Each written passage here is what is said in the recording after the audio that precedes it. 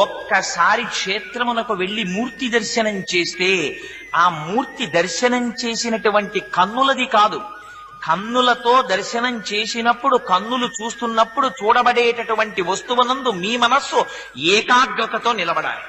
అలా నిలబడితే బయటికొచ్చి కూడా 10 సంవత్సరాల తర్వాత కూడా ఏమండి వెంకటాచలపతి ఎలా ఉంటారు, ఆపాదమస్తకం చెప్పగలగాలి. ఇది సుందరకాండలో కృష్ణ చేసిందమ్మ.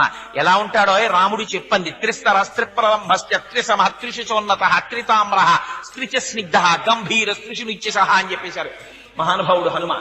ఆపాదమస్తకం రామచంద్రమూర్తి ఎలా ఉంటారో, లోపల మనస్సులో ఎలా ఉంటారో, ఆయన దయాగుణం ఎలా ఉంటుందో వర్ణించి చెప్పగలిగారు. ఇటువంటి అనుభవము తన మనస్సులో నిలబెట్టుకోవడం అనేటటువంటిది ఉపవాసం. అందుకని అదిగో అటువంటి ఉపవాసము ఏకాదశి వ్రతంచాపి త్రయం అత్యంత దుర్లభం. ఈ 3 నీకు దొరకమంటే దొరికేవి కావు.